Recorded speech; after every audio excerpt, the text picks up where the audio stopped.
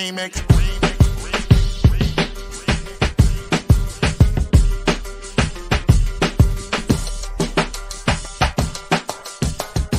Remix. Remix. Remix.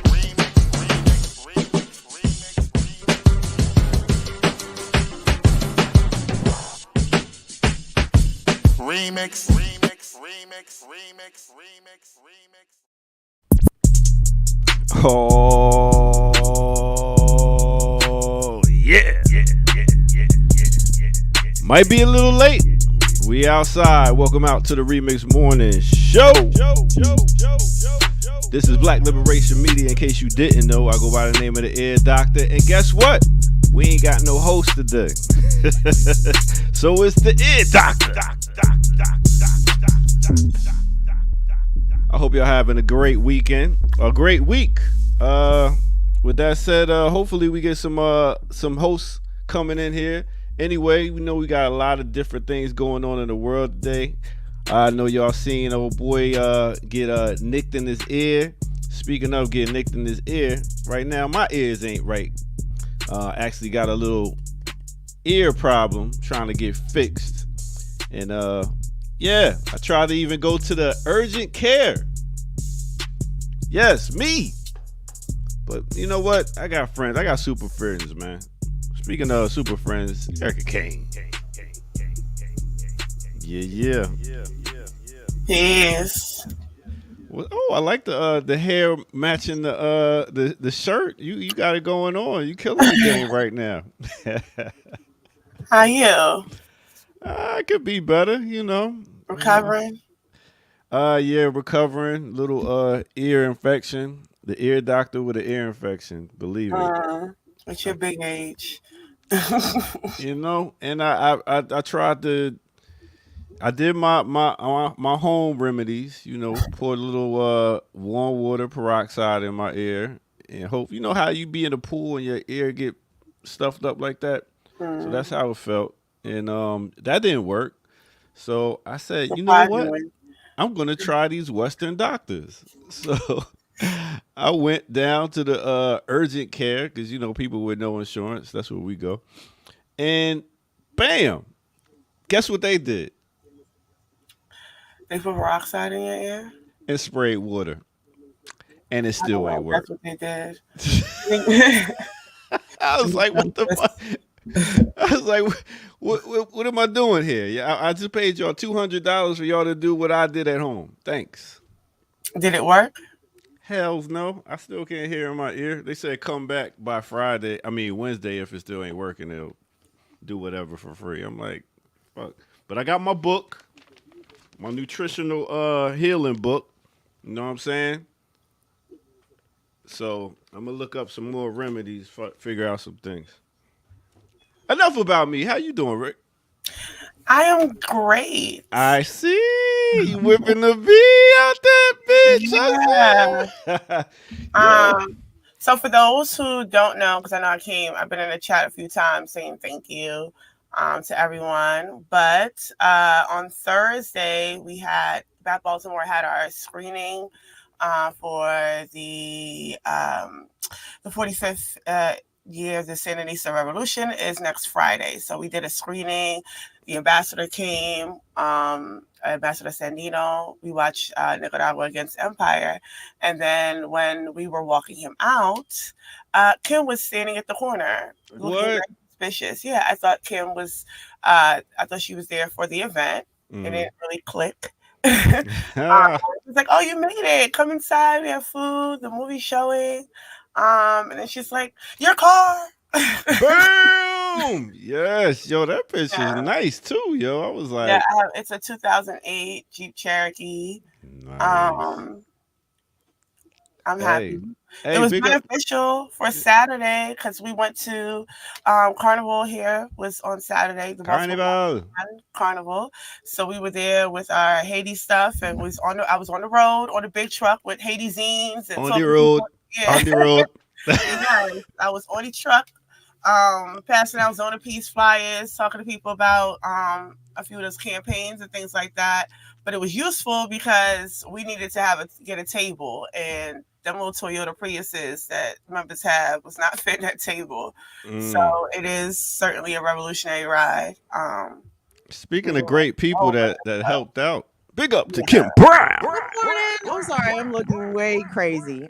No, Morning, not at all. Ricky's telling you guys about the revolutionary ride. I'm so excited. That's what you got to call it, the revolutionary ride. Yeah.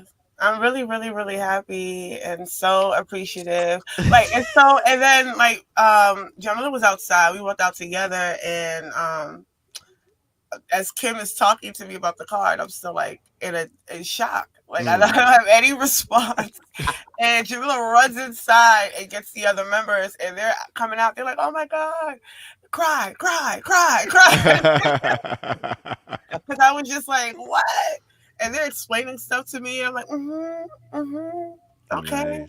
Ricky didn't hear any of the instruction. Like within 60 coming home seconds. with me. Yes, I'm taking this home. Within 60 seconds of making Ricky aware that this was the ride, she had already had a mama on the phone. She's like, "Let me get mama on the phone." She's like, "Mama, look at this." It was such an honor. And I want to thank all the remixers, all the Fire Fam. I wanted to run you guys a little report, you know what I'm saying, about how we spent the money. And Ricky, I'm so glad that you like the truck. I'm so that Zion loves it. He's a passenger prince already. That's what he's decided that he doesn't have to take the school bus. He's going to be dropped off. And picked up. Now, what do your mom think? Is it comfortable for your mom? Does she like it? Yeah, she's happy with it. I know she's every time she sees me grab those keys now, she's like, Could you go get me while you're out? Hit you with that. That is what's up. Yeah. So can I have like 2 minutes to run down how we spent the money? Do you guys mind if we do that? 1 minute and 30 seconds. Go ahead. This nigga. All right. Remixers, Fire Fam, y'all threw down $5,000. That's what we asked. We asked for 5,000. Y'all threw that down. You know, GoFundMe takes a pinch off the top, right? So after the initial 5K, we were left with 4821. Okay, Are y'all revolutionary accountants? Take out your pens and pencils. We're gonna run these numbers together. So we start out with 4821. The truck costs $26.50 at the auction, minus 30 for the wire transfer, minus $100 for gas, then minus 120 for the title, then minus 110 for the temp tags.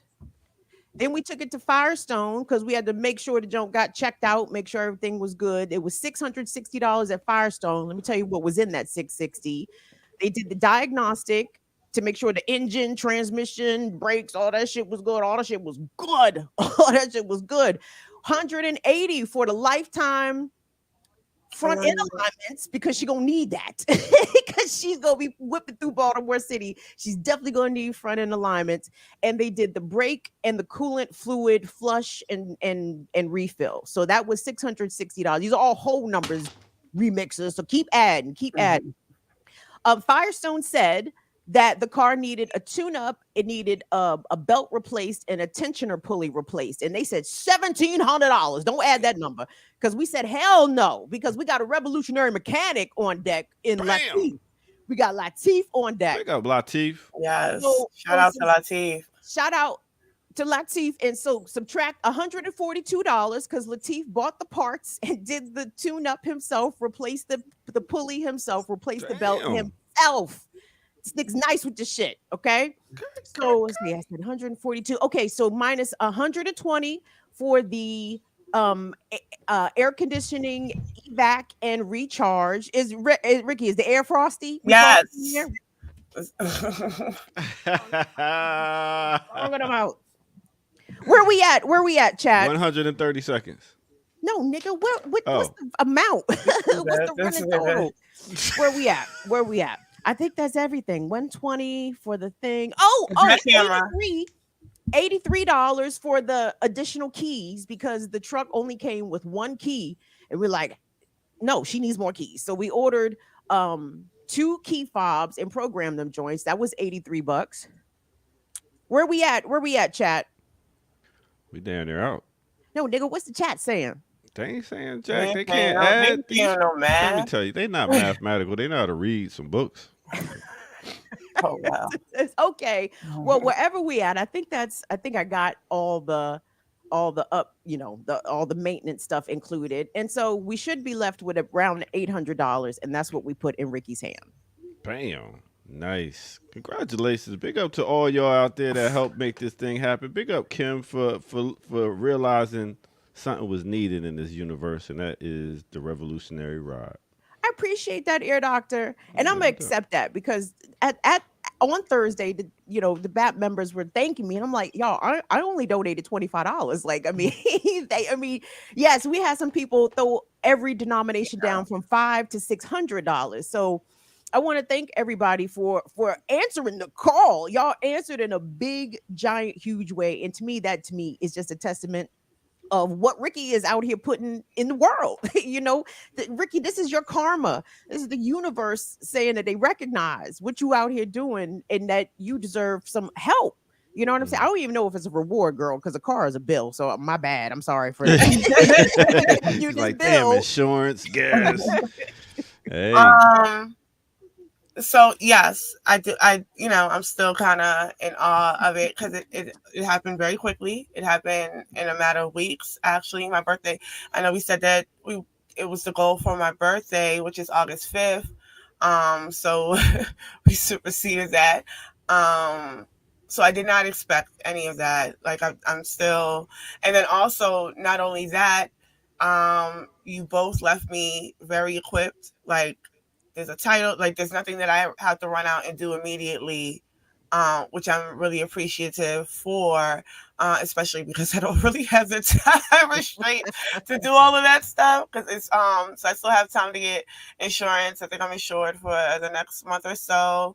But yeah, tip tags good for 60 days. Deeply. I really still speechless. I don't I don't and it's funny because I cry over the smallest things, like Confessions of a Shopaholic. The ending of that, I'm like,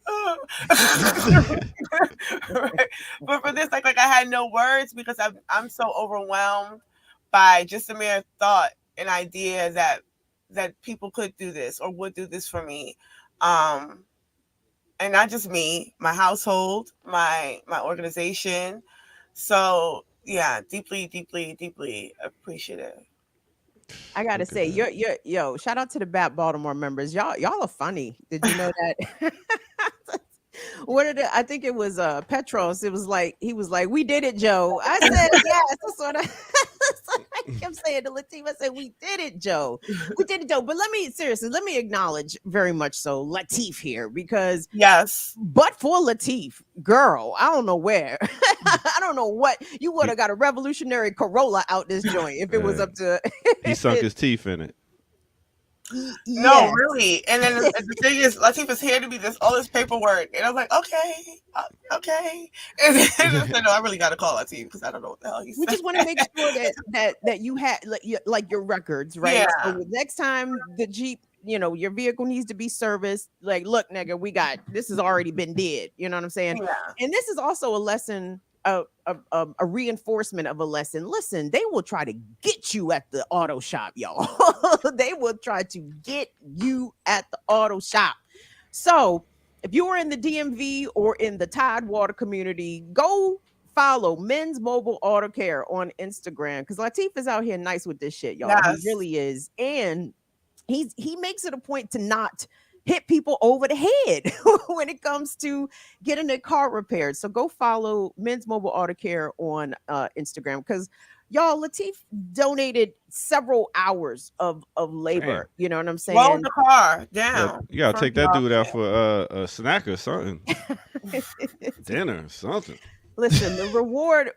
First of all, we did Ricky just like niggas do. We dropped her off the truck. He said, "All right, now can you run us around the corner real quick?" There you go. Take us to the There bar. you go. Let me go get me a quart of water, pack of blunts. But you guys, as articulate and as erudite as Ricky is, it made me feel good to see her speechless. Like this nigga had no words, y'all. She couldn't. I know she ain't got nothing to say. I'm stunned. I'm gonna try to get her a truck every week. You should. But yo, man, that's great. How was your? Other than that, that was your weekend, huh, Kim? Me? No, that was Thursday. Oh, damn! Thursday. How was your weekend? Yeah, that was put on a Thursday night. I got to give you a report now. Yeah, of course. What did you do, Air Doctor? Because this is really all these fishing questions always lead back to. You don't really care what I did. You want me to ask you what you did. What did you do this weekend, Air Doctor? I had an ear infection, so I ain't do much. Oh no! Yeah. How'd you get an ear infection? You was swimming? Shit, if I know. I was swimming for like 5 minutes and started raining and got out the pool. I think I tried to use a Q-tip. You know how you was sitting in somebody's bathroom and they got like Q-tips and you just like, I ain't tried one of these in a while. So I'm thinking that's what happened. People do.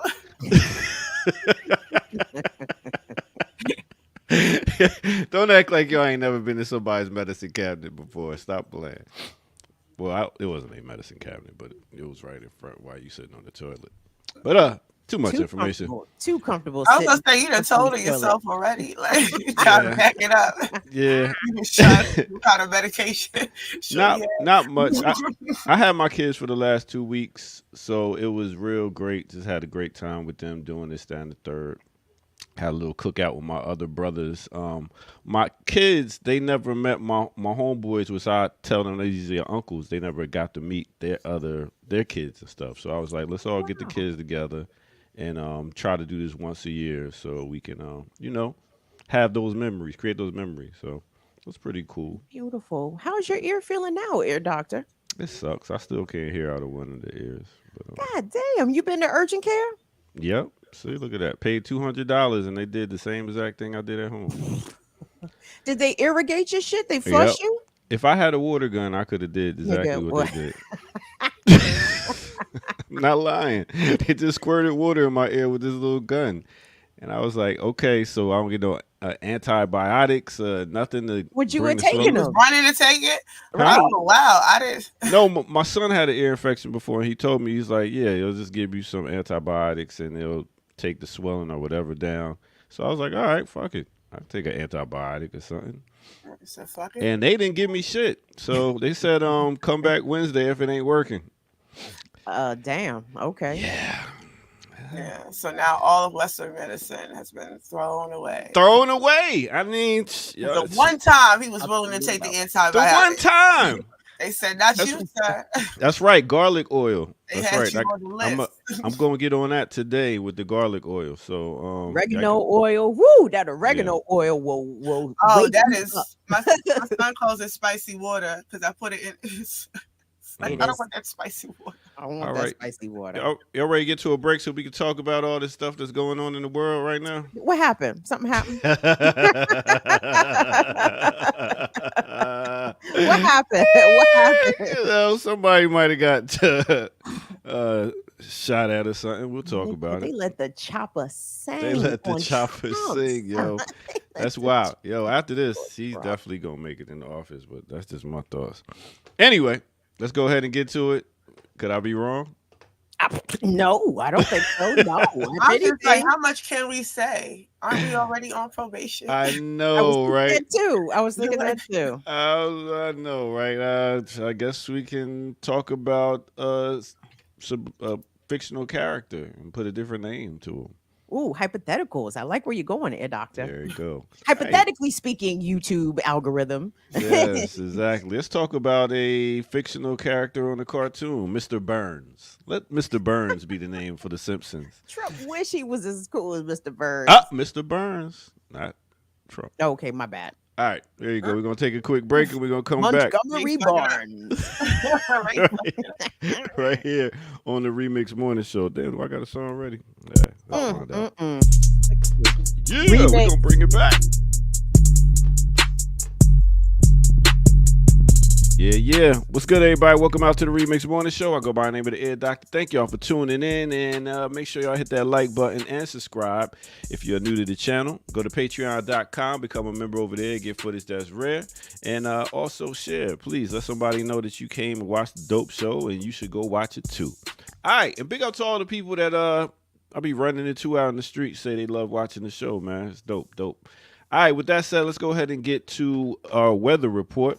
I know y'all need to know what it's like outside, since y'all don't just stick your hand out like everybody else do and find out what it is. Let's start off in the ATL. ATL, we got a high today of 90 degrees, nice and warm. Next, let's take it to New Jersey, Trenton, my hometown. Big up to T-Town. You know what I'm saying? Big up to White City. Big up to Wilbur section. Big up to West Trenton. Got a high today of 100. Yo, chill out, y'all. I know y'all like to wild out when it get too hot. Chill out. 100 degrees in Trenton. Crazy. Chicago got a high of 79 degrees. Denver, 85. West Side, when we take it to Oakland, they got a high of 70 degrees. And if you want to go traveling, go on a little trip, my kids are half Bayesian, so big up to Barbados. They got a high of 85 degrees. And last but not least, let's take it to Lagos, Nigeria. They got a high today of 84 degrees. Now, that's pretty warm. I'll tell you what else is kind of lukewarm. This is some wild news. So check this out. Your girl, Missy Elliott, she is pretty much getting her song shipped to Venus.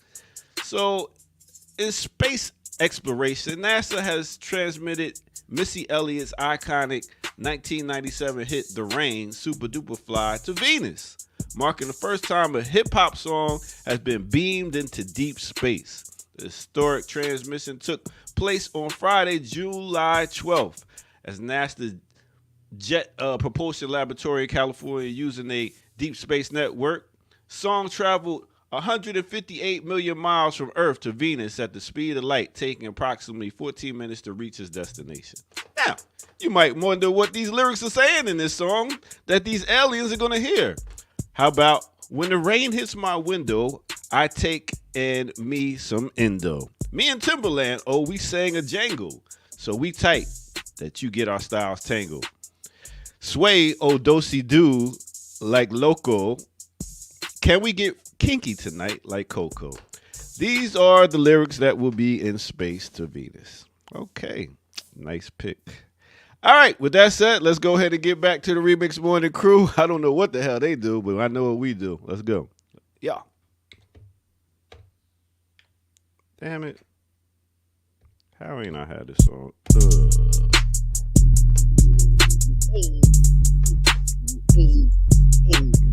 Yeah. I mean, I guess. Why? Like, all this money NASA gets and this, that, and the third. They say, you know what? That the Rain song, that would really let them know out there what we're all about. What song would you have picked? The Message. Ooh, come on. You got to pick Voyage to Atlantis by the Isley Brothers. Ooh, nice. Or As, Stevie Wonder. I was going to say As. I'd have said Nice. Stevie up to, yeah. Yeah. Stevie would be the one to do it. But Super Duper Fly? I want you to do a mix of Jeep mixes of songs for Ricky today. I want you to do Beep Beep, Who Got the Keys to My Jeep? Vroom. I want to hear Lex Coos with Jeep, the Beamers and my Benz. No Wait. Kels. You know how you be slipping that in sometimes. Oh man, I was thinking about, because I do my Twitch turn-ups and I do themes for my playlist. I was thinking about doing a R-word playlist of all these terrible convicted people who had jams though. You know what I'm saying? There were some jams made, but these niggas is terrible. Yeah, it was. So I got a DJ friend of mine who just posted he got $100 tip for playing an R. Kelly set at a party. He was like, think I ain't have it ready. I know he had Twitch in jail. He was like, $100 tip, say less. I was like, hey. Oh wow. Yeah, you know. I don't think people. You have more scruples than that, ear doctor. No, you You don't. cannot be He's tempted. told us already he does not. we've touched on this topic. I think people that watch hip hop and what's the name wives shows should definitely not say anything about Whoa. about playing certain artists that makes black people look not so in the light. It's not No, about the distinction is not that Kel doesn't make you black don't people. realize it's entertainment and not. ear doctor. See, this is what I'm saying. There's no. I'm not saying playing R. Kelly. I'm just saying. That what a conflation. You think people because you think we watching people fight on TV is the same thing as engaging an artist that has been convicted. No. It's understanding what's the difference between entertainment and art. I mean, art and real life. Yeah, that's not the. I don't think you think that's what that is. Point, but it's not there because what are you saying about entertainment exactly? I'm saying that that those TV shows show us in a very bad light, and it puts out that this is what black culture and this is what black people do. Is that what the TV shows do? The hip hop and fighting, throwing drinks at each other, calling each other bitches and niggas and hoes. Well, right. And so what does Housewives do for the whites? But wait, how does that correlate we talking to about R. Kelly, the whites. We talking about the us. How does this correlate to R. Kelly? Housewives in there. You said people who watch hip hop and wives shows. So if we're talking about reality TV in general, we realize that this artist is entertainment. That's what I'm saying. That's the conflation. No, you made the conflation between entertainment and what this artist actually has been convicted of. Right? You're saying me watching people fight on TV, have arguments on TV is the same kind of entertainment as playing a song. I'm not talking about R. Kelly. Nigga, that is the context. Now you ain't talking about R. Kelly. Now you ain't talking about R. Kelly. You're never gonna win, ear doctor.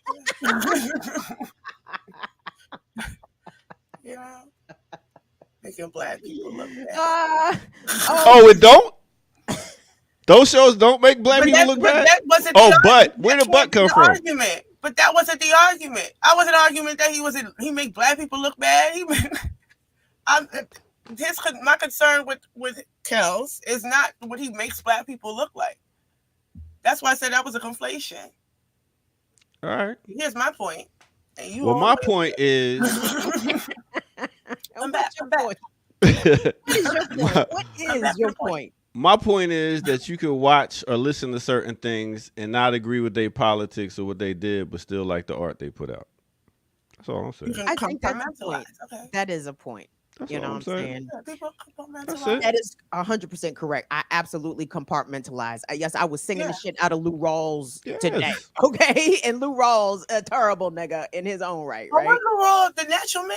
What he did? Girl, what did he do? Lou Rawls was a dirtbag. So apparently at Sam Cooke's funeral, motherfucking Lou Rawls showed up. He's Sam Cooke's best friend. He showed up to Sam Cooke's funeral with Sam Cooke's wife. No, I'm sorry. I'm getting Lou Rawls and Bobby. No, you thinking about Bobby Womack. Bobby Womack. Yeah. No, but Lou Rawls was a dirtbag out there too. I can't specify it at the moment, but I know it. Yes. Go ahead. Chat room, dig up some dirt on Lou Rawls. They about to tell us. I'm sorry. I got Bobby Womack and Lou Rawls confused, but I'm sure whoever in the chat is aware. They could see how I could make that confused. Bobby's a beast. Bobby Womack, a dirtbag on a whole nother level. Woo! All right. So y'all ready to get to some news? Y'all got any? Yeah, we got news. Plenty of news. News out the yin yang. Damn, I hope I can play it. Well, just drop it and let's see what happens. Drop what? Well, if y'all got anything. Anyway, I'll let y'all. No, I didn't come prepared. I came to assist. I was hoping you would be on today, Ricky, because again, let me tell you, the way I have thought about you all weekend long, I'm like, did Ricky go to the store? I did. Took my ass to Wegmans. Ass right to Wegmans. Oh my God. Yes. It's a little further away. No, to the point though, I do think it's to that point about compartmentalizing and all of that. that is a thing. And I do think that people do have escapes, and, escapism is a thing. But I do make good criticisms of the use and the role of these shows and how they politically affect our culture. So if you want to hear any of those, subscribe to my Patreon. There we go. What's the Patreon, Ricky? Tell the people. It is Ricky Says, Patreon / Ricky Says. So there's like a few episodes. Me and Musa talk about reality TV and the politics in Atlanta, just from like the start of Housewives of Atlanta and how it has grown into these people being directly in spaces. Like they are at the state dinners now. They have politicians on the shows now. Like I just seen Quad a couple months ago was at a dinner with the Mayor Dickens. So like it's from Married to Medicine. Al Sharpton has been on Married to Medicine. So there is a kind of political crossover happening, especially now that they're like, oh, it's dangerous in Atlanta. We want to leave. So if you're seeing the money leave Atlanta, which is the money is considered these shows, because that's what brings the tourism. That's why they have like the trap house and all these things now. If the money is saying we are now leaving because it's too dangerous, then of course they would be pushing things like a Cop City. And a lot of those celebrities in Atlanta have private security forces that they talk about on those shows. So I do not watch things uncritically. But, escapism is a thing. Listen, when I saw how much Chris Brown's tour was selling out around the country, I just said, you know what, I give up. I'm not going to argue with nobody no more over they fave. It's like, go enjoy your faves. It's fine. Everybody knows. It just as long as we all on the same page about people's problematic for whatever, for known reasons, go enjoy your things. It's whatever. It's whatever. But speaking of whatever, let's get into some whatever news on Black Liberation Network. Is it network? Oh, media. Sorry.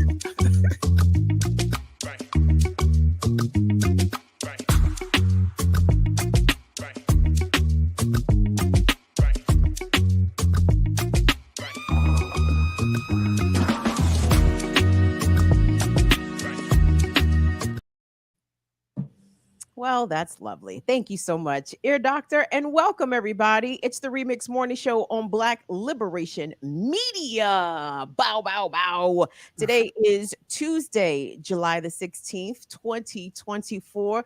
Look at you guys, remixers. Y'all got a treat. Y'all got not one, but two sun goddesses. Oh my God. In the month of July. Y'all need to go buy lottery tickets. This is a very special pairing here. We got Ricky Ryan, aka Erica Kane. Which one is it? Should I say, is it your AKAs here? I feel like I should be, I want to add another nickname to you. I want to call you Rakita Carter for reasons. Like that should be another. What's that? You remember the Columbia House records? Yes, I do. Yeah, I used to be Rakisha Gaines on and get all my shit sent, all my CDs. So thank you for her. 12 CDs for a penny, niggas. You never even got that penny. Kids. Burgundy badass. You the badass? Burgundy badass. She got on all burgundy and her hair match, so she killing the game right now. Killing them, Shen. I'm not talking about the color of the hair. I'm just gonna let it go. It's fire. Like again, I know a Leo queen when I see one. The fire, like flames. You know what I'm saying? Yes, in the flames. It's almost that time. That's right. It's almost that time coming up here real soon. Shout out to all the cancers. It's still cancer season. We see y'all. We respect y'all. We acknowledge y'all. Leo season's fast approaching, so you niggas better hide your kids, hide your wife. Anyway. Today's Tuesday, everybody. The country is still talking about the attempted assassination of former President Donald Trump. What's that, Ear Doctor? Montgomery Burns. Oh, I'm sorry. C.M. Montgomery Burns was at a campaign rally in Pennsylvania, in Western Pennsylvania. This happened in the Pittsburgh suburbs, if I'm not mistaken. Where the hell is Butler, Pennsylvania? I said, it looked like a Klan's town. Get me the fuck away from there. I don't want to be nowhere near Butler. But here come Trump. Listen, I don't think this whole thing is showing up the way it's being presented, because the whole thing looks fishy to me. Like it all looks suspicious. As in, it could have been. I don't even like to engage in conspiracy theories, but I'm saying none of this sounds right. So the alleged shooter 20-year-old Tommy, ain't no such things as halfway crooks. You know what I'm saying? Tommy Crooks, 20 years old. That his age blows me away. Like the gumption. Like anyway. So long story short, everyone saw it. Trump got shot at a number of times. He survived. He had a graze wound to his ear. The Secret Service is coming under heavy criticism, and there's a lot of circular finger pointing between the Secret Service and the local police, as to who was supposed to secure the perimeter where this 20-year-old, this nigga was in high school 2 years ago, and now is taking shots at the president. How he was able to get onto the roof, apparently. Unbeknownst to Secret Service agents, despite being pointed out by numerous people in the crowd. And Ricky, I'm not convinced. I don't, coincidences. I don't think so. So we have in 1 week, both major party nominees are in some way or form or fashion the niggas are trying to get them up out of the race, right? So they was openly calling for Biden to get out of the race, and then in the same week, someone come and take a shot at Trump. I think the elites are not happy with their choices. I think the elites are not happy with their choices. What is your take here? Well, I said it to my mom the other day. I said, wow, they got 2 consistent days out of Biden, all washed away. Right? Because we're not even talking about the levels of, he was able to hold interviews. But now it's all gone. I think, though, for me, I sent the video into the remix chat that I made, because the Secret Service, so my mom watched CNN and it was on loop, like as they're talking. So they keep showing like when they got him to stand up, which is a whole other thing, and then walking him down. They're forcing him into the car. And then they're fumbling around, like they have no idea what they're supposed to be doing, what they're doing. So it really did give like the Curb Your Enthusiasm. Like it was just like a sitcom. I thought it was the most unserious thing I've ever seen. Because if this is a serious matter, first of all, you have to force the man to lay down. You have to force the man to get in. He was just shot at. And you have to force him into the car. And then the first thing one of them does is like turn around and puts on their glasses. And I'm like, okay. All right. It's giving staged. Yes, it's giving staged. It's so much ridiculousness, but I think more fundamentally for me than that actual event, because it's going to be what it's going to be, but whether or not it was staged, the issue is how it's being used. And immediately this became an issue of political differences and political violence. And then there was I remember I don't know if it was MSNBC or CNN, but it was a pundit that they had on that basically said, this was coming from the rhetoric of, we know that the rhetoric of the left kind of breeds this kind of stuff, but we can't say that for certain. But you just said it. You can't just say a thing and they'll be like, well, we don't really know. Like they like that. So that's the kind of reporting that's been happening in terms of how they've been covering it. And then to watch Mika and Jill this morning give kind words to Trump, and after lambasting Trump for months, right? But they're really concerned about the safety and the trajectory of this country. Where's this nation heading? And then they had some lady on who was an author. Whatever she wrote missed me, but she was writing something. She wrote something about the 60s. And she comes on to talk about specifically all the moments in time where, there's been assassination attempts. And she talks about Reagan, and she talks about George Wallace. Yes. And the way that she discusses George Wallace, though, she goes on to say, after that attempt, he does, he passes this for the blacks, and he did this for black people, and he did that for black people. So it seems like there was a turn in George Wallace. And I looked at my mother, and I said, there's a line. There's a line here. Like when we start humanizing George Wallace to then give credence to Trump and then say, yes, Trump is going to call for unity.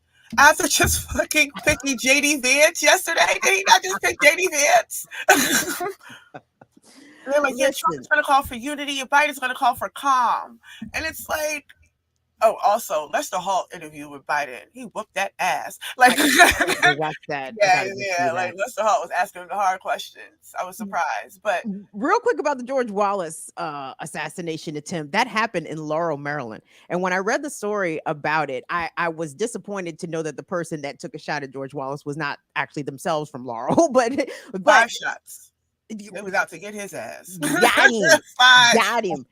It was a radical white, right? It was a radical white took a shot at George Wallace in Laurel, Maryland. This radical white, I believe, is still alive. He did his whole time up Cumberland, and he's out now and still alive. I would love to have him on the platform. I would love to talk to him. Cumberland's some hard time too. Woo! I bet you he got daps and hugs. You know what I'm saying? Like, nigga, you took a shot at that Klansman. Oh yeah, white radical white. Here, to your point about how this is being discussed in the media.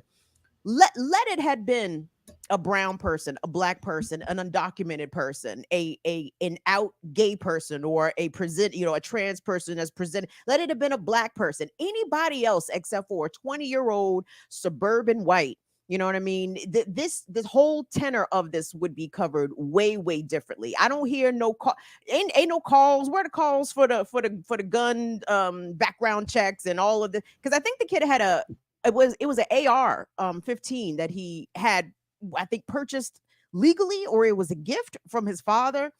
I just know that every time an undocumented person commits a heinous crime, it is seized upon, especially by the right wing. Oh, we know the persons, we know all about this person, when they cross the border, how many times, whatever, any trouble they've been in. But when it comes to this white kid, very little, scant information.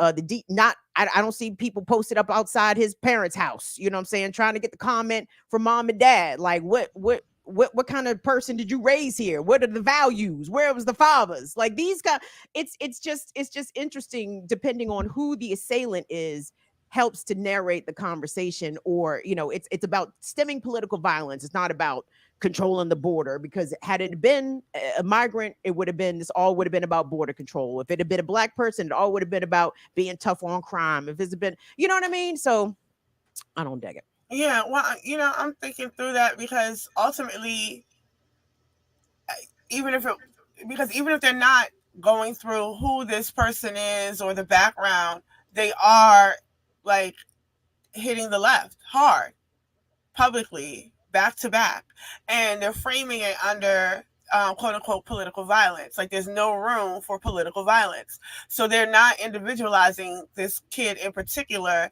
but instead grouping them up with any kind of because that's what Lester Holt was adhering to. Like, do you think the campaign, the administration's attacks on Trump would or could have possibly contributed, based on the rhetoric, like when you say certain things about Trump being a fascist or could that contribute to some of what happened?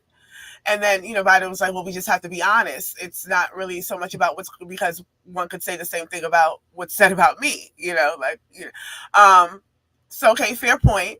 But essentially what that showed me, or what that highlights to me, especially in the context of what we're already living under with the spread of cop cities, but then cop cities is coming behind 32 or over 30 states have anti-protesting laws, right? So we're already under deep, serious conditions where there is going to be now a serious attack on the left, because the idea that is that anyone who is going to attack Trump wouldn't possibly be from his own camp. So it will be coming from the left. And if the liberals are now saying, no, we don't support political violence, this is coming from the left.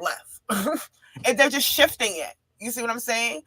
Because they're all like Obama runs up to make a statement about political violence. Like, do we not even understand the context of this empire or what we're engaged in currently? Or freaking Gaza? Like, all of that is political violence. But we're supposed to see it, political violence, as, war words or what's being said, and how these things that we have to watch. Like this, I think it's not dissimilar for how they play on anti-Semitism. Like, we cannot say certain things because now you're now anti-Semitic.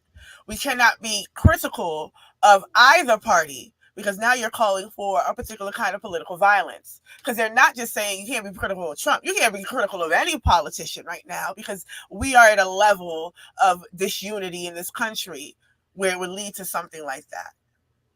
So that is a narrative that is coming out of all networks, like simultaneously. All politicians are releasing their tweets. Everybody's in line. And then I think that what that's important is that it highlights that sort of unification. Like when we say these people are the same, it's the same objective, just two different wings, right? Same plane, left and a right wing.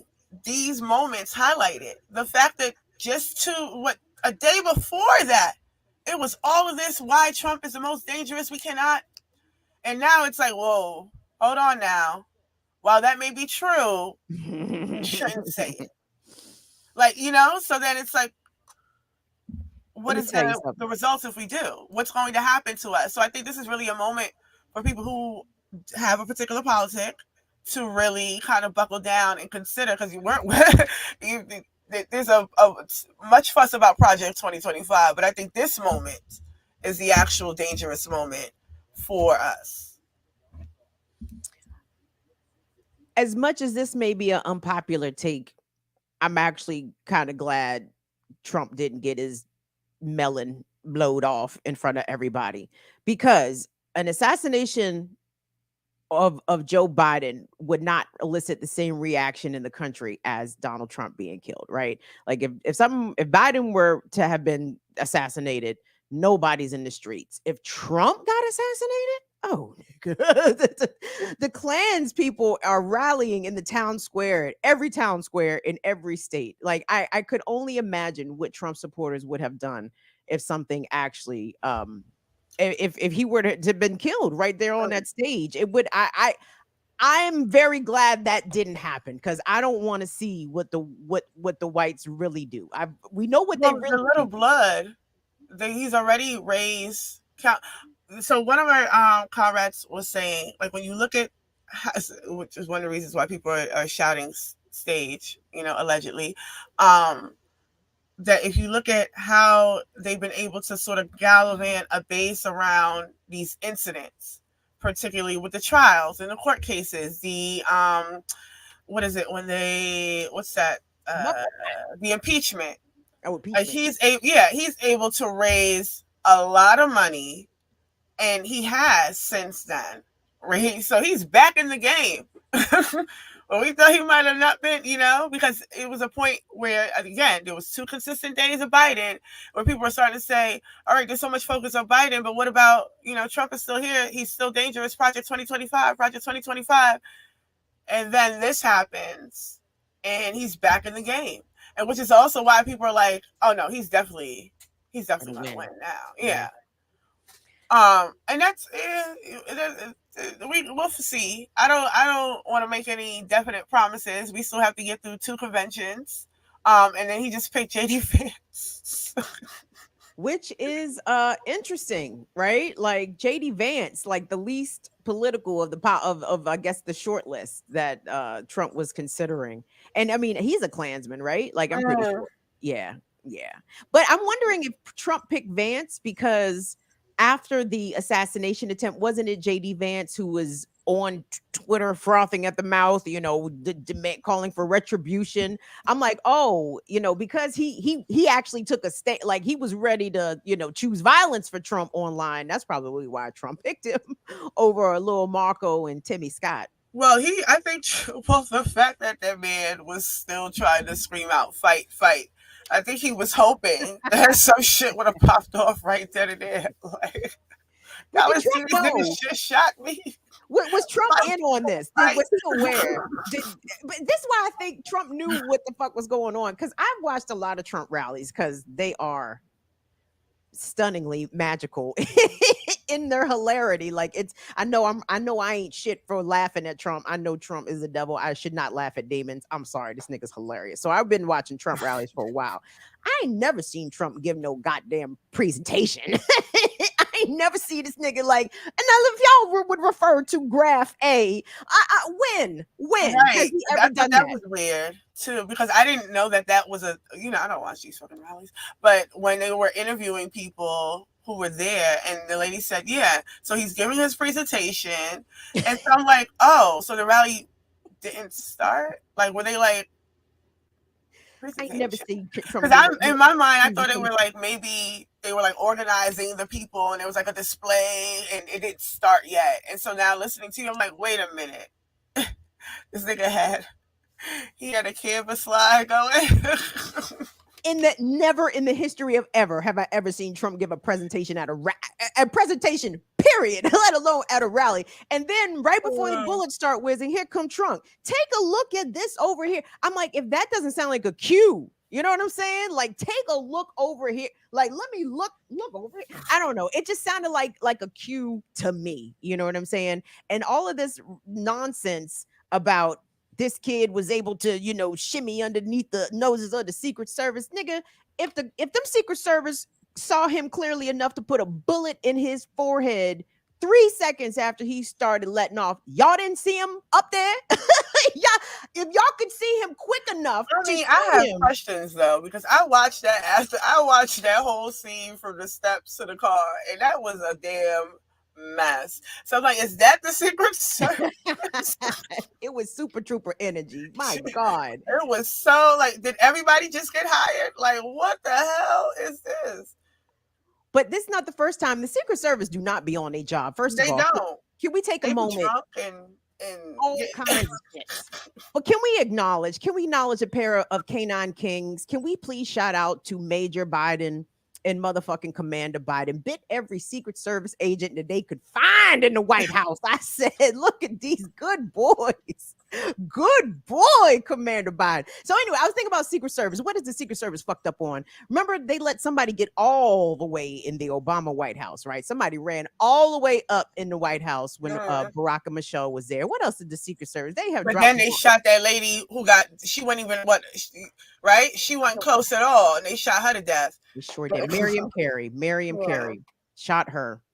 Anyway, girl, that would. And then there was a big scandal with them overseas, being drunk and disorderly overseas. Yep. And then the Secret Service agent who was on Cop Mala's detail, who lunched out down at Joint Base Andrews, started throwing shit at her coworkers, and ran. I said, "Oh, this is a bad job. This don't look like actually a good job to be a Secret Service agent." And why Trump ain't had on those shoes? Why he was asking to put on his shoes? Did you come off? How did he get out of his shoes? I mean, and and the fact that the kid, I'm sorry, I still do have a hard time believing that a 20-year-old without any major training, though, by the way, I've seen, everyone's talking about him being in the rifle club when he was in high school and getting put out because he was such a terrible shot. How did he get up there and think he could take a shot at the president? Because this little boy was in his room playing Call of Duty 10 hours a day for the past 5 years. That's how he got trained. You know what I'm saying? This nigga was playing Call of Duty. Nobody wants to say it. Let me say it. That's how he felt confidence to take a shot at the president, because he was playing Call of Duty for the past 5 years of his life. I'm a pretty good shot due to Call of Duty. I ain't gonna front. Hey. Tommy Crooks out here. Tommy Crooks. Yo, that was definitely a wild scene. Speaking of wild scenes, I like to talk about a little segment of entertainers on politics. This entertainer we have has been known as a sister that's been around the entertainment industry with a couple guys. She goes by the name of Amber Rose. Let's see what Amber Rose has to say about Trump and him. The first person I knew who supported Donald Trump was my father. I was shocked. My entire family is racially diverse, and I believed the left-wing propaganda that Donald Trump was a racist. My father said, "No, he's not, Amber. What are you talking about?" And when I insisted, he said, "Prove it." So to prove my father wrong, I did my research and looked into all things Donald Trump. People have to do their research. I watched all the rallies, and I started meeting so many of you, his red hat wearing supporters.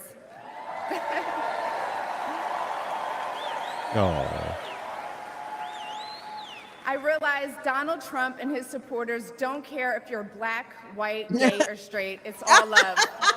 Girl, okay. Okay, Amber.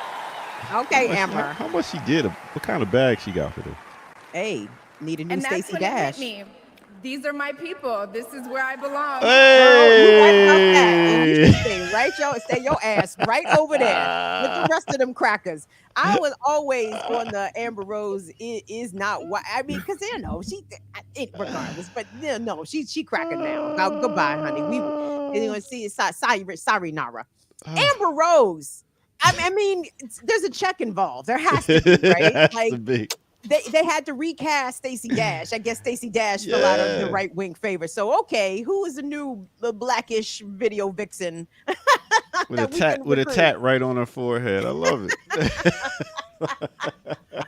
Okay. I mean, I guess, right?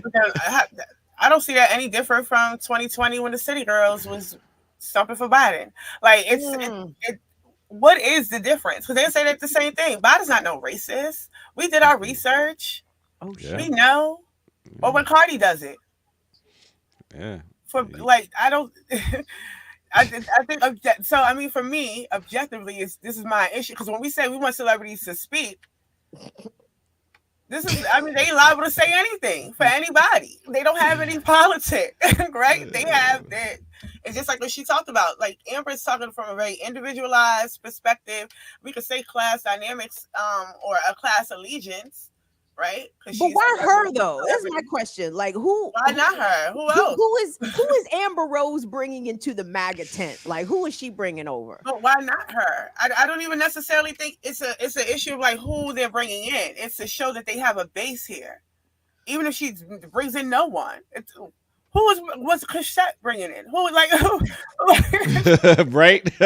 You weren't even thinking about Michelle Chrisette. She did a one-off performance. Here come Amber Rose at the convention. Yes. You know what I'm saying? Like, addressing the folks. Like, what? Why though? That bag, boy. I tell you, that Birkin what kind bag. Of bag is it though? Like, didn't they say Diamond and Silk was getting broke off with like chump change? They all getting broke off. Don't you get a text? Don't you get bombarded with 20 damn donation text messages a day? I do. Oh, yeah. And that money is being used to not just celebrities, but TikTokers who are now talking about Project 2025 and why we all need to go and vote. It's scary out here. The same ones that everybody was just saying is so politically elevated because they could speak on Gaza, who just before that didn't know a damn thing about Ukraine and was speaking on that. And so when people talk about social media, and specifically TikTok runs on algorithms. So whatever the issue is, it'll highlight. But that doesn't make the politic of that issue any more clear, especially when they don't have to cite nothing, they don't have to prove nothing. They could just come on here and say, "Oh, look what I learned." And just show some slides. Trump was like, "You get a Birkin bag. You get a Birkin bag." House. Yeah, they get invited to the White House, and not dissimilar from how Trump treats these influencers and these celebrities. They're all useful tools. Don't be a tool, y'all. That's all we gotta say. All right, let's go ahead and take a quick break, and then we're gonna come back with some more. I definitely, if y'all know, I don't know anything about this VP Trump chose. He just don't look right. But anyway, let's go ahead and get to it right here on the Remix Morning Show. Let's go.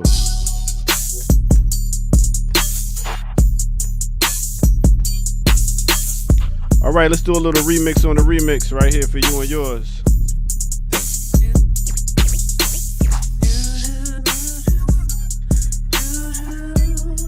I can pay my own light bill, baby. Put my own gas in my own car. I can buy my own shoe collection. I've been blessed thus far. I can kill the spider above my bed. Although it's hard because I'm scared. I can even stain and polyurethane. but some things just don't change. All right, let me take you to a place in time. This right here is a remix on a remix. Let me take you to 2004 off that Beautifully Human album, Words and Sounds Volume 2, Jill Scott. Name of that song is The Fact Is I Need You. Mixed with a little bit of 2014. Album is Let's Get It by the artist Cash Out. And the name of that song is And She Twerk, and She Twerk, and She Twerk. So we gonna go ahead and twerk a little bit to The Fact Is That I Need You. And I need all y'all to hit that like button and subscribe if you're new to the channel. Go to patreon.com, become a member over there, and get some footage that's rare. All right, with that said, let's get back to the Remix Morning Crew. Yeah, you know how we do. And she twerk. Yeah. All right. That was dope. Thank you. Appreciate it. One of my ears still work. You know what I'm saying? Figured out I'll take advantage of the one ear that work. But yeah, man, that 2014 was a time, especially for DJing. There was a lot of twerking going on during that era. And that I was going to do also probably on Thursday. I was going to do my top Jill Scott albums. Oh, you should. Yeah, top Jill Scott albums. I know. I hope y'all was feeling the Sade joints last week, but Jill's next. Yeah, Jilly from Philly. And speaking of, you have a top song? Top song for what, Jill? Yeah. Oh man, I would always just to get me amped. Golden. Living my life like I'm golden. Living my life like it's golden. Phases. She has an interlude right before I think it's better that I love that interlude. It's right before I think it's A Long Walk. On the first album. And but slowly surely. Oh yes. Slowly surely. So many bangers. Anthem. Woo! Everybody loves it. Yes. And I wasn't big on Go-Go, but that It's Love, that Go-Go joint right there. Woo! I was like, okay. I would love to see her perform that. Top tier though. Cross My Mind, Classic. That's another one. Yeah. Bunch of dope ones. Speaking of Kim, I'm gonna send you the YouTube link for Pete Rock and Common's new album. I want you to take a listen to it and we talk about it on Thursday. Listen. Yeah. That sounds good, Ear Doctor. Yeah, I like Common. You know what I'm saying? Well, yeah, I like Common. Common as a rapper. There we go. See, he's about to go down that.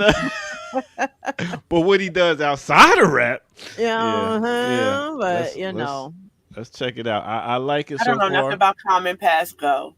After that album, he went a whole nother direction in life. I love Finding Forever. Like the two albums that Kanye did with Common, are yes. Top level, like elite level rap albums. Beautiful samples, beautiful production, Common rapping his ass off. I mean, Ye before he went all the way crazy. Like he had a good y'all run. ain't hear his last album, the Revolutionary Joints. They was good, man. They was good. Oh, Revolutionary Joints. Albums, Common's last two albums. I haven't checked them out. Yeah, y'all sleeping. He did some joints on there with one of the Fela Kuti sons, him and Black Thought. It's a bunch of find his way back, eh? It's some dope joints on there. I'm just saying. Common trying to find his way back. I see. I mean, has he ever left lyrically? Yes, he did. Lyrically, has he ever left? No. I don't know. I think not know. What's a song for Asada? He is not there. No, that's done. That's done. He doing Ava DuVernay soundtrack songs. You know what I'm saying? Getting Grammys, yo. Getting Grammys, him and John Legend. Yeah. That's what you got to do. I guess that's what matters, right? Right. To get that acknowledgement from the institution. God. You know what I'm saying? God. Okay, we just Grammy. What happened to that fucker Grammy energy that rappers used to have? You know what I'm saying? Oh, that's gone. Niggas is crying that they ain't got no goddamn Grammys. Just slightly happened. All right. Ear Doctor, don't go nowhere. Ear Doctor, check your email. Don't go nowhere. I need you to produce this next segment. Let me see if I can pull stuff up. See if you can pull stuff up. Because my kids came and took all my bandwidth. Oh, they took your Yeah, so bands. so now I try to pull. Is this a video or is this like just a story? Oh shit, it's a video. You can't play videos still. No, you just played a video. If you're a web designer, We'll see. 4 Wix Studio features. Oh, You snap. got it. I mean, My about to say bad. you're gonna play with the commercial and everything, huh? Okay, I got it. Okay, zoom us up to 1450. Oh snap! You got a timestamp? Get the I fuck got a out of here! timestamp. What? I Get got the a timestamp. stop No, playing. because you guys know, Who in all are you? seriousness, like Where's Kim? the discussions surrounding political violence, I think, is conversations that need to be had. And in addition to, what we witnessed over the weekend happening to the former president, late last week, there was an incident of black doctor on black doctor violence. And I was just taken aback by the exchange. Are you gonna pull up the video or what? I'm trying to set it up here. Yo, You it's sitting there it's pushing buttons. buffering. Your Yeah. ass is That's buffering. 14 minutes of buffering. Your fingers is buffering. What's going on? Damn, man. See, that's what I'm talking about. This is that bullshit. Why don't you tell the kids to get off the TikTok for like They ain't an even hour here and a no half? more. That's why I don't even get it. Some bullshit. Yo, what we can do is I could try to send this to Ricky and see if she can pull it up, and then I can pull it up on the you screen. cannot. Oh, you can't. No, sorry, I'm not that girl. I'm not the So Kim, you don't know how to present it, do you? Okay. Well, continue to talk. Why aren't you the producer? This is why we sent the producer to produce the thing. Listen, I get it. Do we This need ain't- to go into the BLM budget in order to increase the brother's bandwidth capacity, his speeds, his high speed internet? I Is think that I what needs need to happen to. there, Doctor? Are you Ethernetted connected out here? Yeah, I am. God damn. Yeah, that's what I said. I usually ain't had this problem, but my kids came and then we had this problem. Anyway, continue to talk about it. Well, anyway, I wasn't sure if we were still in the moratorium or not because I seen Jared on Areva Martin and I had thoughts. I had some thoughts. And I wanted to play the shit for y'all to see what y'all thought. And the reason I brought it up is because they talked about it on EYL. I said, oh, okay, it's already been laid on the table. It's fair game. We can There get y'all into go. this. There y'all go. I know, but so here's the thing. I'm sure you guys saw it. And to be clear, okay, Y'all watch too Jared did much not EYL. lose. Jared did not lose based off Dr. Malvo's, good arguments. That's not what happened. Dr. Malvo did not have good arguments. In fact, it's the fact that she came with unrelenting smoke. Okay, and if you guys know, when people die in fires, it's usually not the fire that kills them; it's the smoke inhalation. And it was so much smoke coming for the good Reverend Doctor. I felt as though he was a bit overwhelmed. But I never seen Dr. Malvo go off on niggas like that, dog. And I've been watching Dr. Malvo for a while. I've met Dr. Julianne Malvo a couple times. Very lovely, pleasant lady, but she came on the screen mad and left mad. She was mad. She was mad the whole time. I never. And I felt bad for Jared because I'm like, Jared was clearly not expecting this. Jared was not expecting this. So anyway, I wanted us to revisit, but Doctor. Oh, wait a minute. Let me see what I can do here. I might have something. Let me pull it up right here, right now. Sharing screen with Lord, you gonna talk us all the way through it. Ricky, let me ask you a question. While your doctor's figuring this out, let me ask you a question. I'm not sure if you had a chance to see I seen it. Okay. The It's very different than Have you ever been in a situation where you're on screen on a panel or someone has invited you to speak somewhere and then out of the blue someone has smoked for you that you were not aware of, that you were not aware of, and that you may not have been expecting? Has that ever happened to you? Not in this way, but yeah. I know one time at the African People's Forum, Your child needs these someone approached me because they weren't happy with 3 key factors to get into an Ivy League or top 25 university.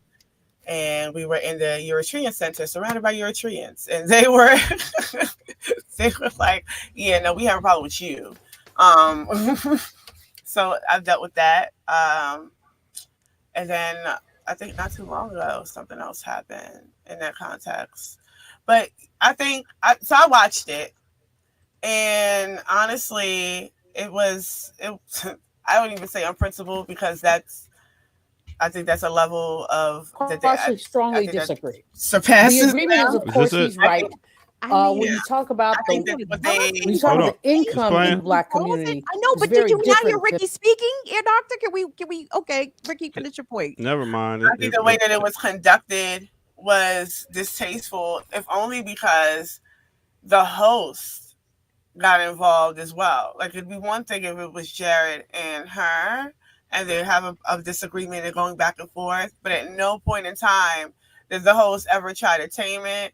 Like, it looked like he was set up in a way, like they brought Dr. Melvo on, because I don't understand bringing Jared on to talk about his book and then bringing on another guest to talk about the criticism of themselves in that book. Yeah, it was set up. Because are we promoting the book? Is this about the book itself? Is it about the issue of Black buying power? Or was this to put him on the defense? Because if we're trying to get people to learn about what even is the context of the book, bringing her on didn't help that, I don't think. Especially since she came on ready to fight, primarily because she was mentioned, and didn't really care about the context of which she was mentioned. And then acknowledge the context of which she was mentioned, which wasn't a dishonest context. Like, ma'am, you worked for USA Today, you've done writing for them, you've done so many brand deals, you've done deals with Walmart. Like, these are things that are publicly known if one were to Google you. So you being a labor economist and then engaging in this way, and then the things that she was saying, like, we need to ask our oppressors. Yes. Right? So and then also, I mean, I don't want to put too much on people's private lives, but I don't think sis was sober. It was not giving I am coherently, it was giving that kind of, but allegedly, because I am but a mere worker of the people. I have no money. Do not come after me with no litigation. It is what it appeared to be. If I were, she tried to come at one of the crew members tipsy. Oh, so we don't know. And in the context of what this was, right? This was, I knew it was commercial radio, right? Even it's an AM station, but obviously there's commercial breaks all throughout it. So and with Dr. Malveaux there, who is, a seasoned media personality who is used to speaking in those, 25 to 35-second clips. She knows what to say. She knows how to present her words in a way that is easily digestible and relatable. Even if people don't agree, you can understand everything that she's saying, right? So with her coming in hot the whole time, that's kind of what I mean. It was a setup, but it was a setup for the type of media that is, right. Let both sides, can we get both sides of the argument? That was very much a both sides kind of setup. But like I said, the good brother Gerard was not prepared for the smoke, and that's why, I mean, I'm sorry, and I know I ain't shit for laughing. I know that. I'm sorry. I apologize, but I did chuckle several times throughout the interview, just because to me it just seemed whatever Dr. Malveaux was told ahead of time, she believed it, right? Like someone got in her ear and said, this man has dissed you in his book, and she wasn't interested. She didn't care about the context. All she felt as though that she had been name checked and she was ready to address, right, in real time. Yeah. So, go ahead, ear doctor. Go ahead and run that. I tried. Oh, no, it's not buffer.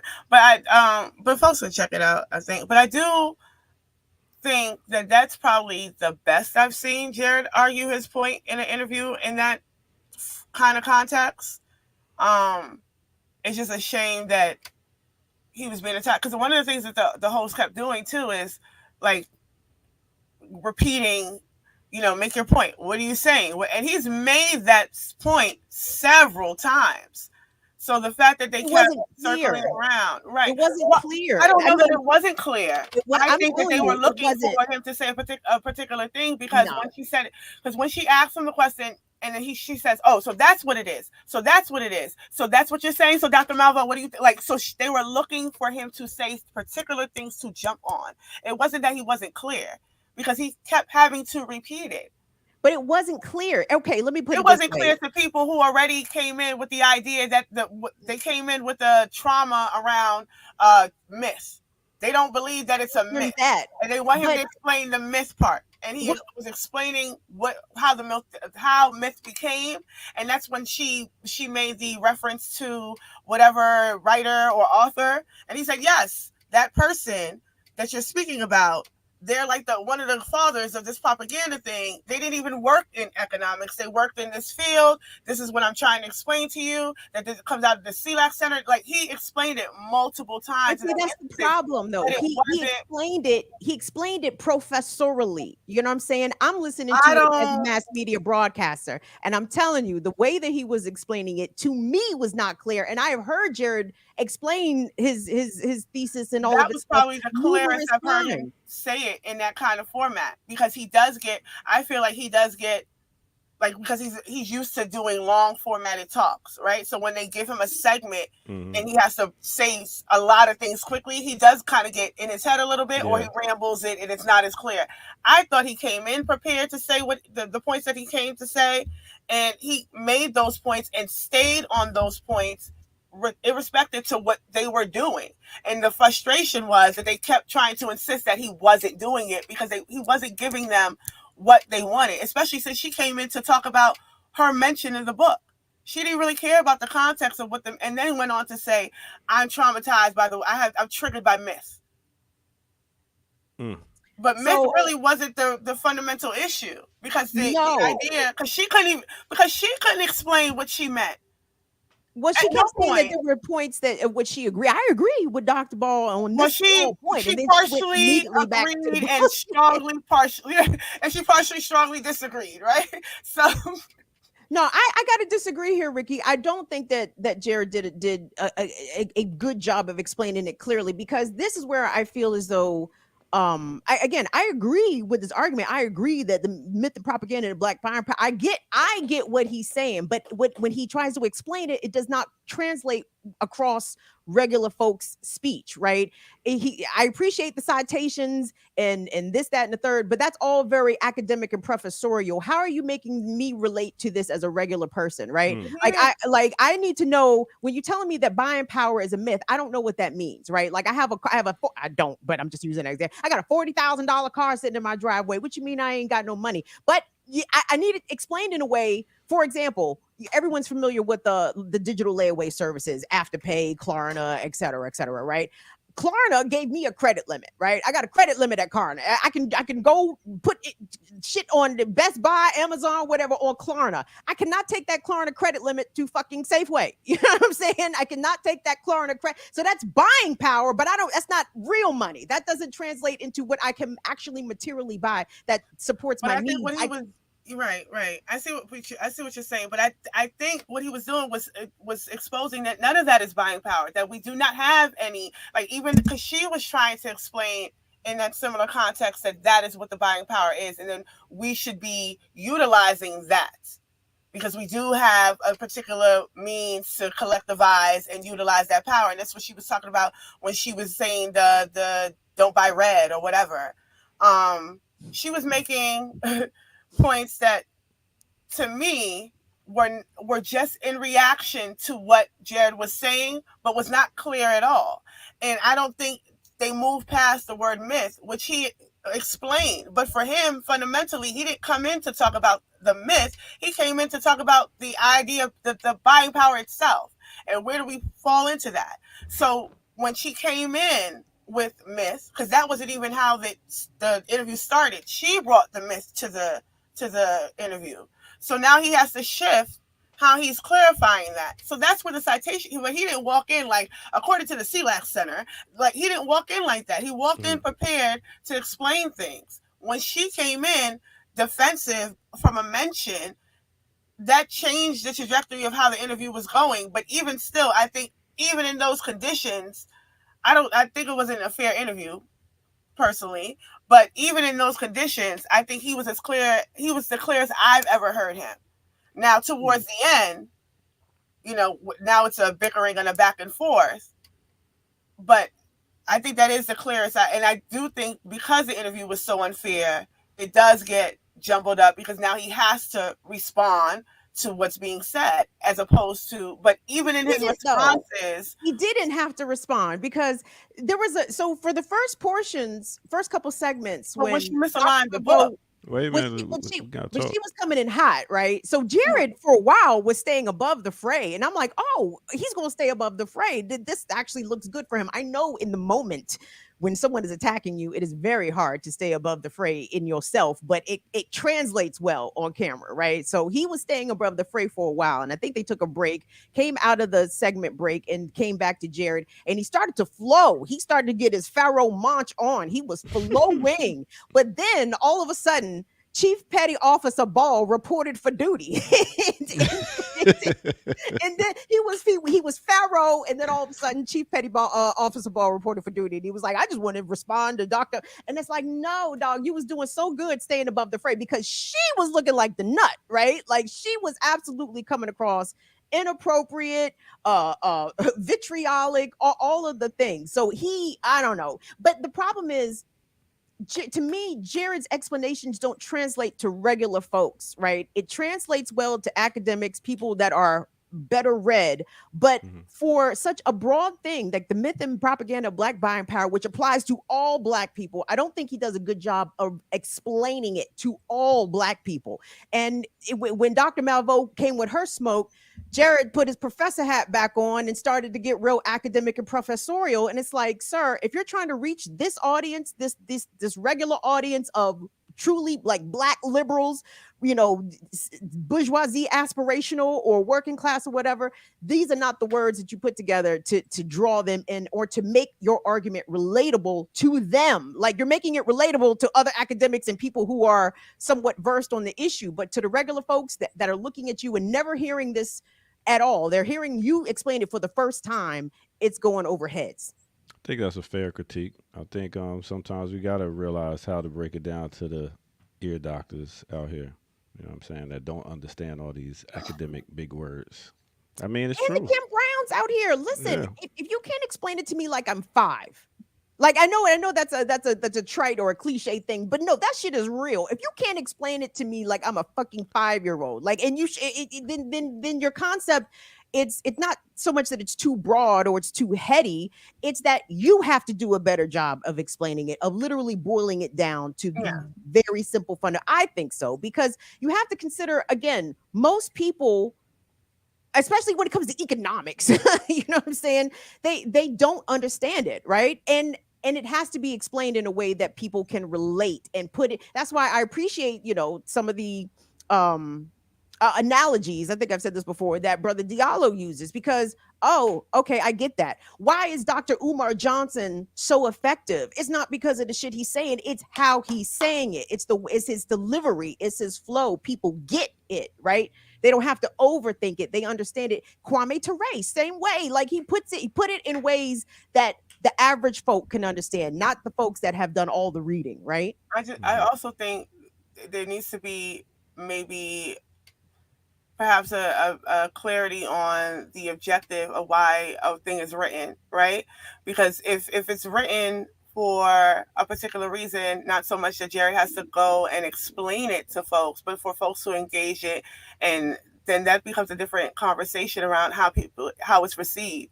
Especially like when we're talking about like Kwame Ture and all these other people who have a particular charisma, and that talking power was utilized for a particular objective. It wasn't like they were going to go speak, and they were saying things to people for the sake of saying them. There was a particular objective that they were trying to reach, and they utilized their charisma and then the way that they spoke and the way that they broke things down. But that is that's a learned skill, which is why I said this is the clearest I've seen him. I'm not saying that he was super clear, but I've seen a lot of interviews with him, and I've watched the way that he interviews, and I've seen how he does the longer formats, and I see where he stumbles on the shorter formats. And I do think it would be a benefit to watch some of those things, go back and take some notes of this is where my strong points are, and this is where I could have done better.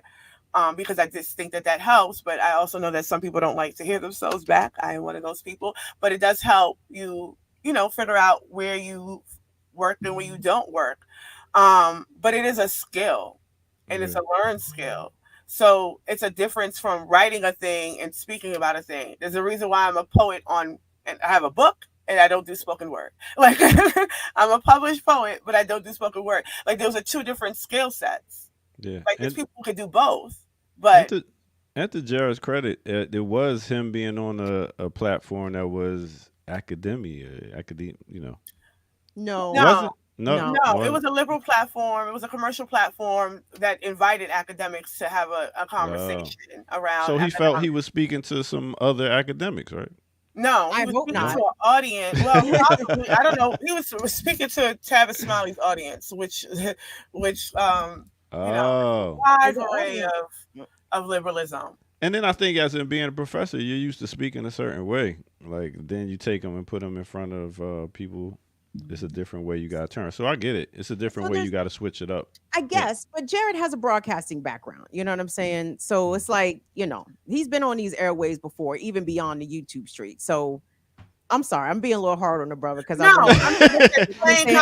you want him to do better. You want him to But I wanted to say this. It was absolutely unfair. Okay. He was attacked. He was clearly not expecting that. But at the same time, Jared needs to know that when he is invited into these spaces, he will be attacked. You know what I'm saying? Like that shit ain't popular. You know what I'm saying? The bougie niggas do not want to hear that shit. Okay. So you got to keep the emotions intact. You got to be not even that, but just be ready for it, dog. Like I mean, you got to switch up from crane style to tiger style, my nigga. You know what I'm saying? You got to switch up styles depending on your venue. Jared, you got to switch the feet up. You know what I see that. Do the styles again. Jared keep coming in with the same style. It's like, nigga, you keep getting punched in the face. Put your hands up. Put your hands up. That I would agree with. I think you should be mindful. Like if I'm gonna go speak about Nicaragua on a panel, I'm for sure know that there's gonna be some right wingers coming in. So I'm prepared for the lived experience, talking points, and things like that. I'm still trying to even get an understanding of it. So I mean, my basic thing is understanding that I shouldn't be trying to get rich, but at the same time, I want to take care of my family, so I need to make some money. That ain't it, Ear Doctor. And you said, Tim said, explain it for people like Ear Doctor. I'm like, we've been explaining this for a long time to Ear Doctor. Let's not use Ear Doctor as the pinnacle of regular people. I'm still trying to understand the difference between capitalism and getting some extra money to, stack. It's no difference, right? What do you mean the difference between capitalism? Capitalism pretty much is exploiting other people. But you two are being exploited, right? In the sense that you got to get some extra money. hence your exploitation right there, right? Because it doesn't provide enough for the working folks, for regular folks, right? So what do I just get a menial job and be happy with life, or do I try to go up a certain ladder to get more, or I'll just be cool? Like I'm trying to understand the solution here. What's the solution? Like, be happy with what I got. Don't try to strive for more. Is that it? I don't understand how you were arriving at these conclusions. Like, what? Purposely, he's purposely arriving at these. These are intentional conclusions. Doctor, why do you do this? I don't like that. Because you know the answer, sir. Do I? I'm going. Well, capitalism is a system, right? So it's like you said, it's based on exploitation, but more than that, it's about a labor production, like the production of labor, right? So you come out and insist that you are not a capitalist because you do not own any factories or mills or forests even or it's land. This IP right here. No, we the lumpkins, right? Well. Intellectual property is pretty expensive. Not irritating. So within that system, you see levels of exploitation. So when we talk about like the U.S. as a dictatorship of the capitalism, because it's a capitalist system that runs this nation, i.e. corporations, i.e. through policy, etc. Whereas when you would look at, let's say, Cuba, that is a dictatorship of the proletariat or the workers, where the workers dictate policy. They also dictate that sort of economics. what is it called? They have a economic system where they break down and account for how money is spent, how money is budgeted, who gets what, and it's done on a block by block organized level where all people are able to participate and have a say, a democratic process, if you will, which is not what we have here within capitalism. But I think you're not dissimilar from anybody else who hears the word capitalism, and then or hear socialism and think that the solution that ultimately what everybody's asking for is for people to be poor. Like everybody should just exist poor. Nobody should have money. And I don't even really understand. Like I think I was like it almost sounds like you shouldn't strive to have a black business. I don't get that part. I don't know, but who told you not that? It's not the issue. Is not having the black business. The issue because whenever I bring on a person that has a black business, they be like, "Oh, capitalism." I'll be like, "God damn, what the fuck?" Huh? Who, Air Doctor? Who critiques when you bring on black business? Like, say my boy who got the juice bar or something like that up in Jersey. I seen in the chat room. How many people? Capitalism. One person. No, it's some other people. I know a bunch of people. I know a bunch of people. Listen, we're not gonna argue about. I was in that chat. I know a whole bunch of people calling you no damn capitalist. I'm just saying, it seems like having a black business sometimes seems like, oh, you get labeled as a capitalist because you're not a capitalist if you have a black business. But if you are a black business owner, what kind of owner employer are you? Are you out here straight up exploiting? It's paying people minimum wage, no health care, no job security, but you gave them a job, right? And that's how it's depicted, especially on these reality shows. That's how it's depicted when they have ownership in restaurants and things like that. Oh, we're doing something for the community, and they could have worked at Walmart for all that and got the health care and still been equally as exploited. But so I never was a capitalist then. Well, I don't know. All my black. We have to hear it from the former pizza workers. If we can do a little. I gave pizza away to the community for free. So hey man, drug dealers used to give away the turkey. What we saying? Hey, pizza and food is a drug. It's a hell of a drug. FDA, baby. Anyway.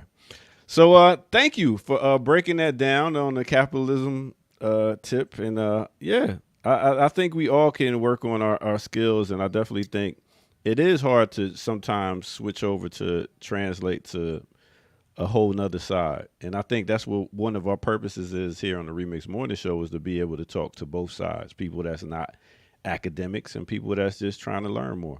Students. That's exactly what we should be doing. Like we should be trying to get everybody free, whether or not they have done the reading or not. You deserve freedom. You know what I'm saying? Like, what was that? Do I come off as an academic? Because I feel like you're not to be trying to slight me a bit. I got no degree. I'm a dropout. I'm not an academic. I mean, you're very well read, though, Ricky. Exactly. Wasn't Malcolm X a dropout? Also himself. No. First of all, I don't think we should not. And that's not a bad word. No, but it is a actual. They are academics on this platform. Just to be clear, I am not. Like I've never done the study. That's the one though. I mean, you can. You can, sure. If someone said that was Dr. Erica Kane, I would believe him. Oh, exactly. Okay. Intellectual. We can do that. But intellectual instead of academics. Okay, so you learn something new every day. Would you say I'm an intellectual? Absolutely. All right. Well, yes. Look at that. We all on the same page. I would say the same to you, Kim. Thanks. But you're definitely not academic. Definitely not. I tuned out of school in the 9th grade, my nigga. The only reason I went to college, I mean, again, I guess I'm glad I went to college. I guess I could have just moved to Philly for 2 years and probably had the same fucking experience, but whatever. But first of all, kids, bachelor's degrees are scamology. That's what I'm saying, Ricky. I got one. Don't even trip. Lie and tell niggas you got one. They will believe you. I got one. We're sitting right over there. That's what I'm saying. Now, who would believe the ear doctor and not Ricky Ryan as a bachelor's degree? Well, what's wrong? Damn, that is true. Step your game up, Ricky. Get you a bachelor's or something. I'm outside here. You know what I mean? I'm good. Listen, I study guys, African. I'm not writing no dissertation, so I'm good on all of that. that's for the heady ted, the hoity toity. Just say you got a regular ass bachelor's degree. People will believe you. Oh yeah, you ain't gotta write no dissertation to get a Nah, bachelor's. you ain't got to write no dissertation. Not at all. I got one. So. Where'd you go to school, Ricky? Where'd we go? Where we went to Stanford? Where'd we go? No, I went to Morgan. I went to Morgan State. Oh, Morgan, undergrad. Okay, you went to Morgan. Okay, you a bear. Love that. Yeah. She take me more as a community college type, but all She right. might have transferred. No, I take you as a Morris Brown. She said, "Oh, we throwing shots." Wait a minute. I'm so glad I went to Morris Brown. Don't let me start singing. But No, listen. John taught there, so he like, don't be going too hard. Hey, see, he know what it is. The freedom that you have at certain schools to teach what you want to teach. My professors made their own books and had us reading it from other books that So you don't get to do that at all colleges. That's why I'm saying y'all don't understand, man. Woo, it was different there. Anyway. Is that why they lost accreditation? Because people. Yeah, pretty much. I mean, because the president and all them was putting the money towards other things, claiming students that wasn't even there, and getting a bunch of money coming in and putting it in their pockets instead of fixing up the. Yeah. They got it back though. They got the accreditation back. Yeah, they got it back. I think last year they had their first enrollment, or the last 2 years. Yeah, you've been doing all right. I'll be out there DJing the homecoming this year too. Air doctor, if anything, Morris Brown needs to be paying you as an ambassador, as an alumnus, as a representative of the fine institution. As we holding it down. You know what I'm saying? You be repping out here for Morris Brown. I don't say shit about Temple, nigga. Because you didn't have the black experience. It's different. At Temple? Contraire. I mean, I didn't even go to Temple. I had the black experience at Temple. I never had a white professor. I haven't had any white classmates, so it's a little different. I'm sure you did at Temple. I had white professors and white classmates. I did, but at the same time, picture it. Philly, North Side, 1999, sir. I absolutely got a black experience at Temple. Okay. I totally got it. Was glorious too. Oh my God, I fucking love North Philly. The whole city, but I love North though. What up, North? And then I didn't just go there as a student. I went there as a business person. I had businesses while I was at school. I was throwing big parties. Had a restaurant. I had a shop selling mixtapes and T-shirts. I did a lot, and then I had society in my art. So it was a whole thing there. It wasn't just like a doctor. student. You was a well-rounded. That's what I'm saying. That's why Morris Brown need to be putting some money in your pocket for showing out here what these Morris Brown grads can do with themselves. I won't disagree. We got anything else to talk about, or no? We just gonna drift off. Can we send our condolences going out to Richard Simmons out here? Dr. Ruth? Brenda Walsh. Oh my God, Brenda Walsh died too. Shannon Doherty. And Dr. Ruth. I never watched that 90210 bullshit. What? And I could tell. Oh my God. Uncivilized. I'm not watching them hoity-toities. It was some of them was working class. Dylan was. Oh, Dylan was not working class. Well, when his father went to jail, yes. After his daddy went to jail, they had no more money. Yeah, sure. What do you think the twins look nothing alike? Brandon and Brenda. I'm like, who are the twins? Yeah. Where did you get away with that when it's boy girl? Whoa. Dr. Ruth though. Man, she was the one lady that talked about sex back in the day. I don't even think it's nobody to take her space. Huh? Like Dr. Ruth helped start up I know she did a lot of the work for what became like the criminal justice portion of like how sexual assault and things like that. Because she used to do a lot of those debates that is a thing. Sexual assault and rape is a thing. But she worked real close with like the FBI, the CIA. Damn. Shit. Damn. Didn't even know that.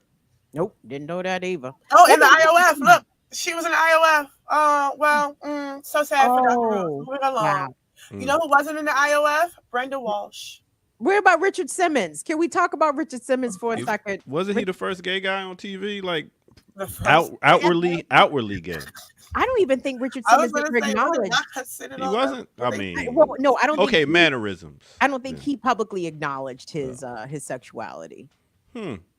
But I you know, don't think he had to. I don't think he had to. But you know, and that's fine. But whatever. I mean, I mean, Richard had the, you know, what would I hate to call it a Jufro, but I mean, I don't know. I'm sorry. Like, what is it when the whites got big curly hair? This is called something else. My bad. If that's offensive, I This is apologize. Alex Trebek. The Alex Trebek hair. The big curly. But his That's shit bigger was than that. like skimming his shoulders. He had to, and then you know, shout out to Eddie Murphy in The Nutty Professor. He did a spoof on Richard Simmons. I'm a pony. I'm a pony. You know what I'm saying? Like, Oh, big up to Eddie Murphy. Just got married to his Caucasian wife. I see. you up there, Eddie. Eddie. Yeah. okay, well, hey, Hey, love is love, huh? all right, well, whatever, man. I don't I care. don't keep up. I'm You saying, said just got married. I was going to say again, but Yeah. God damn. how's Nicole? right, Nicole Murphy, somewhere looking gorgeous I and know she unbothered. is. I know she is. Unbothered. Mm. Completely unbothered. Eddie can have all the extra childrens he wants. And why they keep shoving cop movies down our throats, like for us to cheer for cops, like Bad Boys, Beverly Hills Cop. So many of these Well, cop let's not movies. do too much on Beverly Hills Cop now. Let's- Because what? Beverly Hills Cop 2 should just be exempt for all Copaganda conversations. 48 Classic hours. films that Wh- stand alone. Why is that good? You don't think so? I would have to watch it again. You don't think Beverly Hills Cop and Beverly Hills Cop 2 are good movies? I don't know. I had to watch it again. It's just another cop movie. That debris be showing itself. Oh, please! 'Cause I don't remember a movie that came out in what, like 84. What year did that even come out? It was early. Yeah. Oh, can I say something real quick? And I know y'all gonna be like, Kim, just shut up, just leave it alone. Can I tell you what Dr. Ball, Dr. Malvo reminded me of?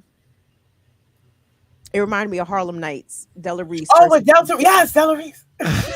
Oh, word! It was like that. Like that, shorty, because Dr. Malvo had all that come on did. sucker energy. She Come did. Oh, word. on, come on sucker, and that's why Uh-huh. Jared had to wait to the end of the joint to pop in a pinky toe. You know what I'm saying? Pow, pow. He popped in a pinky toe at the end of the joint, but throughout the whole joint, it was all come on sucker energy. Come on sucker.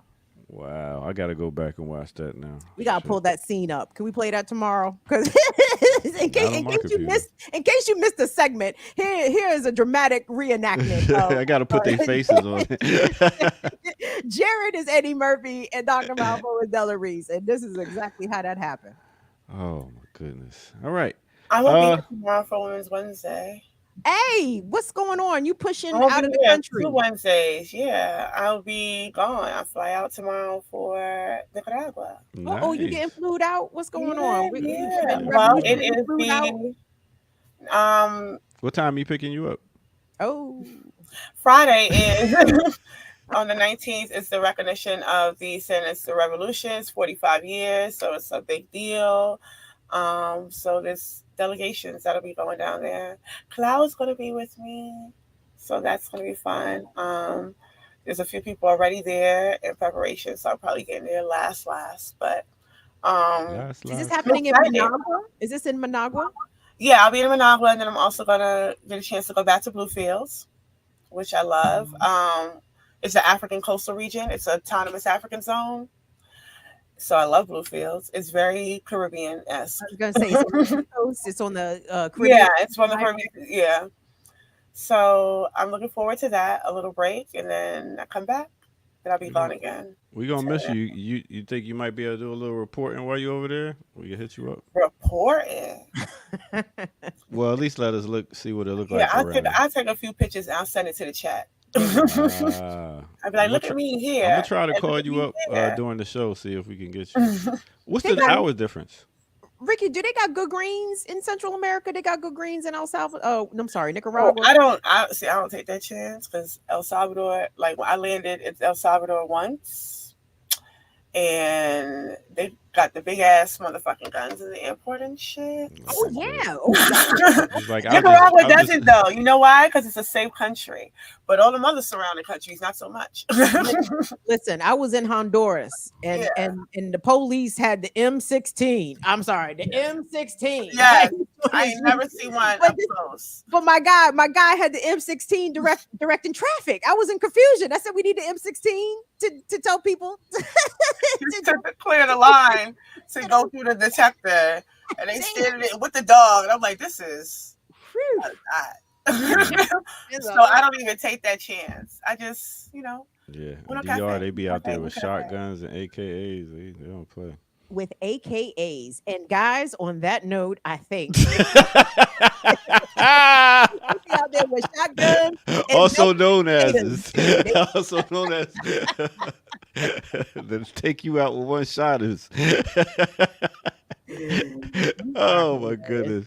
I'll be trying, man. Well, at least I feel good being on here. Like I said, I wasn't feeling the greatest with my ear. But you always bring light to me, so I appreciate it. I wish I had some natural homeopathic suggestions as to what to do with your. I got a whole book right here. Look at that. Oh, excuse me. What's it say do for ear infection, ear doctor? Look at the size. All right. Go to the glossary. Okay. All right. So it's saying take alcohol-free echinacea extracted by mouth. Okay. Echinacea. Okay. Yep. That sounds some golden seal probably.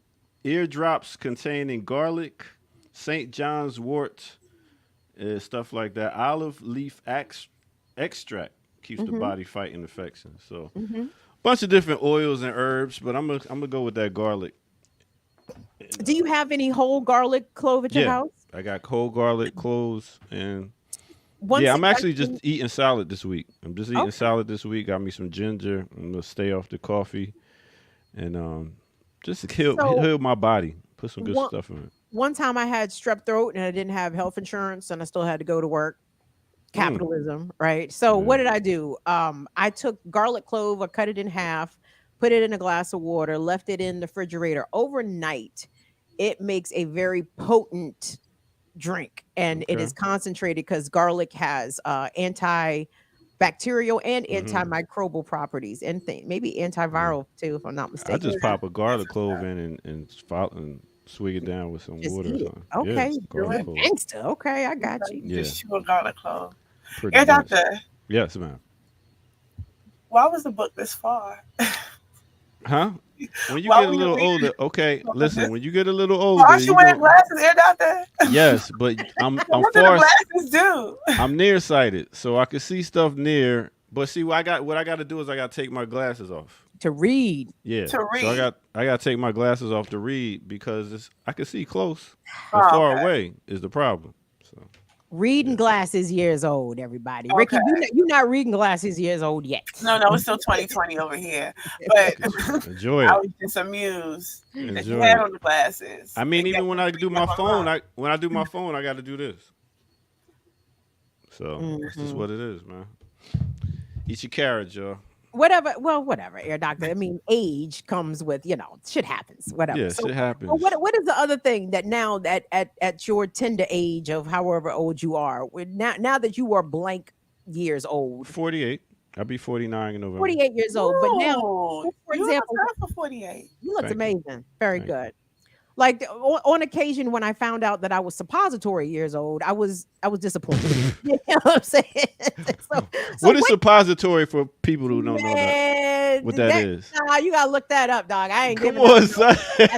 That's a negative. But I found out I was suppository years old. I was very sad. So now are you reading? Are you only reading glasses years old? What else are you? Are you bad knees years old? Are you sciatica years old? Sciatica years old. Yeah, sciatica years old. That I can still sit crisscross applesauce, so I don't know.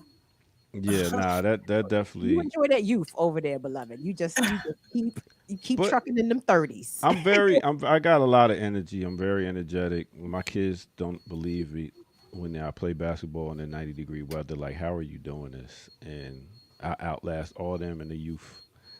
So I got a lot of stamina. With that, ear doctor, you out here trying to show off for the youth. That's how niggas get heart attacks. I know. It ain't even that. I'm just mad competitive. I don't lose, as y'all see in the spades game with me and Kamal against Jamil and Dr. Ball. I don't lose. They asked me, "You don't know how to play spades?" I was like, "I don't know all the rules, but I don't lose." So that's just how I get down. All right. That's exactly how that game went, Kim. Exactly how it went. I don't lose. I don't play. I don't play competitive. That's what I do. Who was your teammate, Kamal? Yeah. Oh yeah. It was NY against DC all day. Who's killing them? NY Brother and J. Jamil's not from DC. Huh? Brother Jamil's not from DC. Where you from? You from Ohio, if I'm not mistaken. Isn't that right, Brother Jamil? Well, Tis. Yeah, that's right. He is always bigging up Ohio. But anyway, they got their ass beat. Wherever them niggas were from. Exactly. Them That's all I do know. So, yeah. Well, great show, y'all. We got a minute left, so let's go ahead and get ready for you coming. So you're not gonna be here tomorrow, Ricky. No. All right, Kim is gonna be here. All right, Is it cool. gonna be me and you? Your It's gonna mother be and me. your cousin too? I guess me, you, and Kamal. Kamal ain't texting nothing. I don't know what's up with him. And Jackie was supposed to be here today, but we'll see. Y'all tune in and find out. That's why we remix every day. You never know what you're going to get, but you're going to get a good show. You're going to get politics, news, and culture right here on the Remix Morning Show, y'all. And maybe a host. And maybe a host. How many people were tuned in today, Ear Doctor? These numbers ain't numbering right. Right now it look like 350. That's mad low, but at the same time, it didn't link up to our Twitter accounts. So I don't know what's going on over here. It's a bunch of stuff. We would have had a lot more if it linked to our Twitter accounts, but it didn't. Anyway, see y'all later. Joining me tonight, y'all. Burning Down with Kim Brown, 7 p.m. Eastern. Thank you. All right. With that said, I don't really have a mix, but let's rock it like this and let's get up out of here. Remix Morning Show, y'all. True sir. Remix on the mirrors.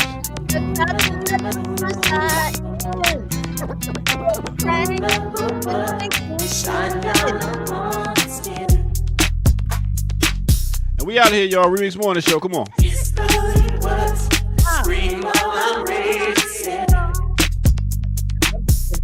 my point. That Trick Daddy. All of the stuff found in a wild street.